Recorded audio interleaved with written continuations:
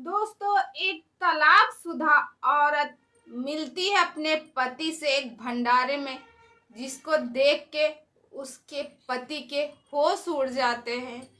नमस्कार दोस्तों, मैं मधुलिका आप सबका स्वागत करती हूँ आपके अपने यूट्यूब चैनल जिसका नाम है मधुलिका UPRBL। और दोस्तों, आज मैं बहुत ही प्यारी आप लोगों के साथ एक स्टोरी लेके आई हूँ। स्टोरी में आगे बढ़ने से पहले एक छोटी सी रिक्वेस्ट है, अगर आप इस चैनल में नए हैं तो प्लीज़ सब्सक्राइब माय चैनल ताकि मेरा मोटिवेशन बढ़ता रहे।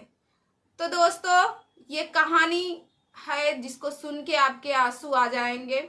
ये कहानी है एक बस्ती जिले की एक औरत रहती है जिसका नाम प्रीति रहता है। प्रीति की शादी एक आदमी के साथ रहती है जिसका नाम सुनील रहता है। सुनील और प्रीति की शादी होती है। सुनील बहुत ही गरीब रहता है और प्रीति उसके साथ जीवन यापन करती है, मगर सुनील के अंदर ये चेष्टा रहती कि मुझे बहुत पैसा कमाना है। और दोस्तों, 2 साल के अंदर सुनील जो है काफी पैसे वाला हो जाता है। अब सुनील जब काफी पैसे वाला हो जाता है तो सुनील के जो आव भाव सब चेंज हो जाते हैं। वो अपने पुराने दोस्तों को बदल देता है क्योंकि बड़े बड़े लोगों से उसकी संगत हो जाती है। वो अपने पुराने दोस्तों को बदल देता है, यहाँ तक कि अपने पत्नी को भी कहता तू चली जा, तू चली जा, तू जाती क्यों नहीं, उसको प्रताड़ित करने लगता है। जब उसके पास कुछ नहीं था तब वो अपनी पत्नी से बहुत प्यार करता था, और जब उसके पास पैसा आ गया तो अपनी पत्नी को थोड़ा सा भाव नहीं देता था और कहता था तू चली जा, तू चली जा, तू चली जा। ऐसा उसके साथ करता था। दोस्तों, एक दिन उसकी पत्नी तंग आके, क्योंकि उसको सुरेश मारने पीटने भी लगा था, और उससे कहता जा, चली जा, क्यों मेरे छाती में मूंग डल रही है, तुझसे कितनी बार कहे तू चली जा, जाती क्यों नहीं है। और दोस्तों, बस्ती जिले के लोकल में ही उन लोग की शादी होती है।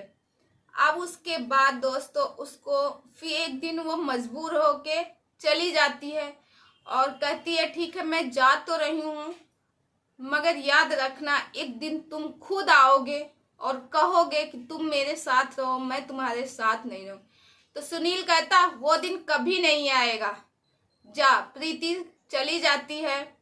और दोस्तों, प्रीति अपने गांव में जब जाती है, कुछ दिन मायके में रहती। जब लड़कियां मायके में रहती हैं और मायके वालों तो नहीं इतना परेशानी होती, मगर जो पास पड़ोस के लोग होते हैं अगर मिलते हैं तो पहला क्वेश्चन यही होता है कि बिटिया अभी रहोगी कि कितने दिन के लिए आई हो। सारे लोग जो प्रीति हैं, सारे लोग प्रीति से यही क्वेश्चन करते थे, बिटिया आज ज्यादा, इस बार कुछ ज्यादा दिन के लिए रुक गई हो, इस बार दामाद नहीं आए, क्या हुआ।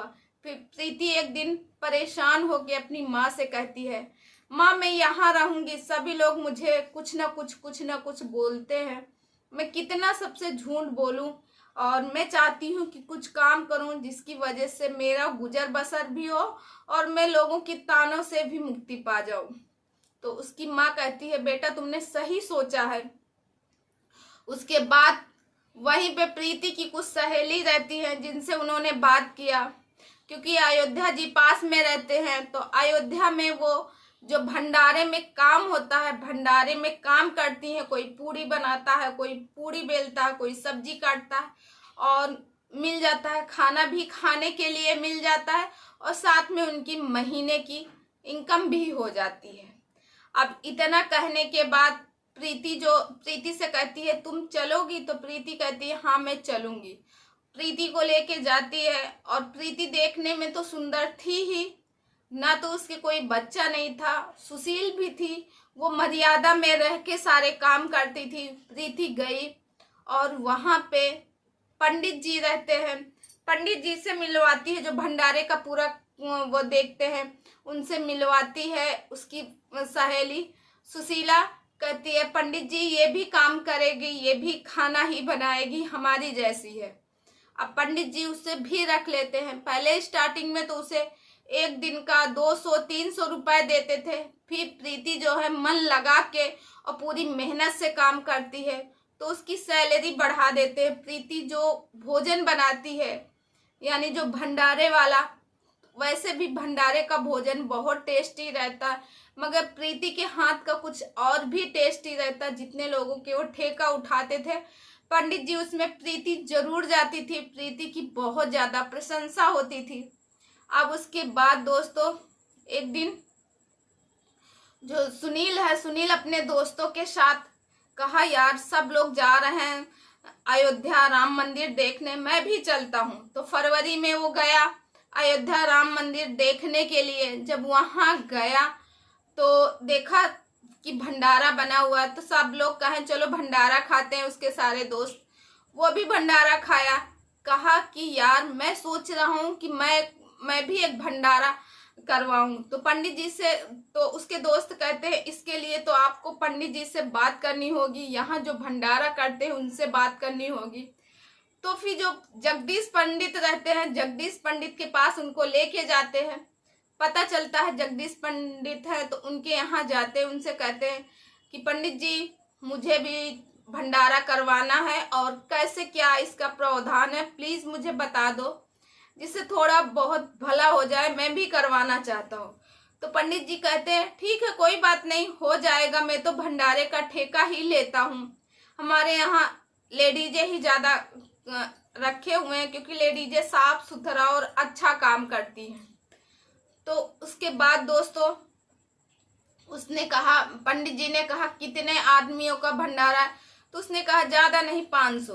तो पंडित जी ने साफ मना कर दिया। जगदीश पंडित जी वो बोले कि नहीं 500 के लिए नहीं, हम 1000 से कम ठेका नहीं लेते हैं क्योंकि हमारे पास इतने वर्कर हैं, मैं सबको पेमेंट भी देता हूँ और 500 में नहीं होगा, आप किसी और पंडित जी से मिल लीजिए, वो और कई लोग भंडारा कराते हैं।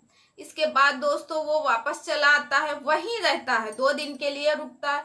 फिर कहता है अपने दोस्तों से यार अब मुझे भंडारा खिलाना है तो खिलाना है, मैं भंडारा करवाऊंगा।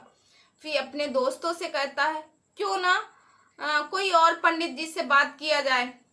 तो वो कहते हैं कि चलो ठीक कोई दूसरा पंडित देखते हैं। तो वो कहता नहीं अब मैं इन्हीं पंडित जी से करवाऊंगा, ठीक है मैं 1000 लोगों का भंडारा खवाऊंगा, 1000 लोगों को खिलवा सकता हूँ। अब फिर उसके बाद जाते हैं ये लोग और कहते हैं जगदीश पंडित जी से ठीक है पंडित जी आप बता दीजिए कितना क्या सामान लगना है, मैं 1000 लोगों का भंडारा खिलाने के लिए तैयार हूँ। पंडित जी ने कहा ठीक है कौन सी डेट में तुम्हें चाहिए? पंडित जी ने कहा ठीक है 28 तारीख की डेट सही रहेगी क्योंकि आज उनका भंडारा, कल उनका है, कल उनका है। पूरी अपनी एक लिस्ट निकालते हैं जिसमें वो डायरी में लिस्ट बना के रखते हैं, सब दिखाते, कहते हैं आज उनका है, आज उनका है, तो आपका इस डेट में रहेगा, 28 तारीख को ठीक रहेगा। तो उसने कहा ठीक है पंडित जी मैं यहीं रुक जाता हूँ। और वहाँ उसका मन बहुत लगने लगा और वहीं पे वो लोगों को देखता, ज्यादातर अपने जोड़े में थे, उसे अपनी प्रीति की याद आती, मगर फिर कहता कहाँ मैं जाहिल गंवार को याद कर रहा हूँ, वो मेरी जहन में पता नहीं कहाँ से आ जाती है। इधर उसके दिमाग में ये भी बात दोस्तों आती है। फिर दोस्तों भंडारा जब बनता है, भंडारा सभी लोग खाते हैं, भंडारे की बहुत तारीफ करता है, सभी लोग कहते हैं कि भंडारा बहुत अच्छा बना है। तभी वहीं पे ये देखता है कि एक लड़की है जो कि पूरी बेल रही है और पीछे से लग रहा कि ये प्रीति है, मगर कहता प्रीति कहाँ यहाँ आ जाएगी, उसकी कहाँ इतनी औकात कि वो यहाँ आ जाएगी। इतना कहने के बाद दोस्तों फिर इग्नोर कर देता, फिर उसका मन नहीं मानता है, फिर वो पलट के देखता है, उसे लगता अभी तक प्रीति पीछे से दिख रही थी, अब प्रीति का एक साइड दिखता है। उसे कंफर्म हो गया कि ये प्रीति है, चलो एक बार देख लेते हैं, देखने में क्या हर्ज है, अगर प्रीति होगी तो ठीक है, नहीं होगी तो कोई बात नहीं। वो दोस्तों सामने से जाता है, जब सामने से जाता है तो देखता है ये है प्रीति। तो कहता अरे प्रीति तुम? तो वो कहती है आप? तो कहता है हाँ ये भंडारे में जिसमें काम कर रहे हो ये भंडारा मैं ही करवा रहा हूँ। तो कहती है चलो बहुत अच्छी बात है कि तुम भंडारा करवा रहे हो। कहता प्रीति अभी तक तो मैं सोच रहा था 1000 आदमी को, अब और 200-400 करवा दूं, बढ़वा दूं आदमी को। तो कहती कोई बात नहीं, मैं तो हूं, मैं संभाल लूंगी और मेरे साथ की जो लड़कियां हैं उनसे भी बोल देंगे। तो उसमें से 200-300 लोगों को और वो बढ़वा देता है दोस्तों।